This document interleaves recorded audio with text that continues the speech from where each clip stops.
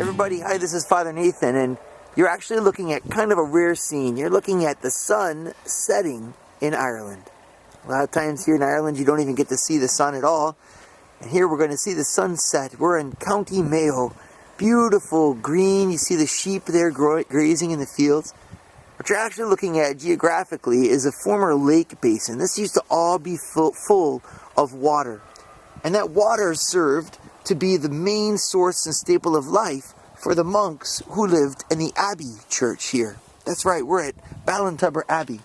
And if you take a look at those beautiful gray stones there in the distance, and you see just how beautiful they are, you recognize that this is a spot where men lived for several hundred years, I think 500 years, as monks questing after God. If you just turn a little bit further here, you'll see that there's a young church, very small. This church is a chapel that's a replica of the church that St. Patrick himself first built on this site. I'd like to tell you the story of the Catholic Church from this perspective. You see, this church here represents a lot. Simple, wooden, not much to it. The people that would attend the Mass would actually stay on the outside of the church because they couldn't fit, obviously, on the inside. You can only put 3 or 4 people in there. And yet here you have the mystery that gave birth to the splendid architecture made of stone that lasts several hundred years that's behind. And both of these mysteries are united.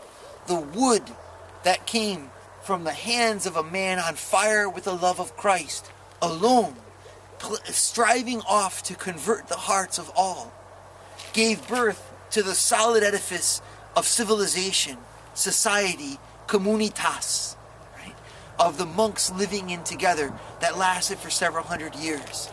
Fire and stone, right? Youth and old age traversed the centuries united in this story that is the family of the church.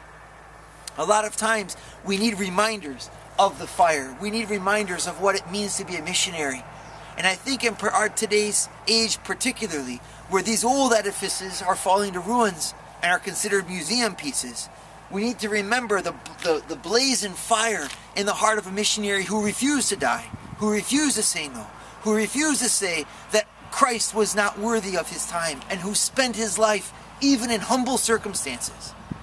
Pope Benedict XVI in 1969 wrote an excerpt in one of his books, you can find the excerpt, where he talks about how the church is now facing secularism, facing the probability that she will become much smaller.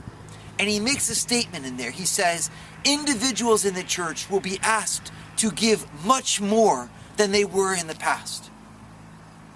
I challenge you, as young people watching this podcast, even if the edifices behind us become places of museums, and even if the great civilization that built these edifices, and that in turn the edifices that built that civilization, even if that dynamic seems to have lost its speed, it hasn't. It's found in our hearts. It's found in faith. It's not stones and music that builds the church. It's the human heart having been found by God that builds the church. We might have to start humble and small, like Patrick.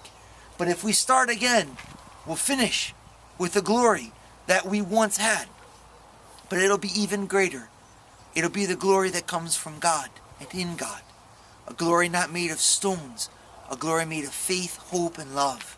What it takes, though, is for you and I to make the same decision that St. Patrick took. The same decision that he made. That is, the decision to say there's someone worth living for, and there's someone worth dying for. And that someone is Jesus Christ. And so it doesn't matter if my chapel be made out of wood, so long as I make a chapel. And what chapel are you going to make? What are you going to do with all of your potential, with all of your energy, with all of your hopes? Don't let them be squandered. Build. And build with everything you've got. Because the kingdom of God is worth it. And he has sent us to do that mission. And God bless you.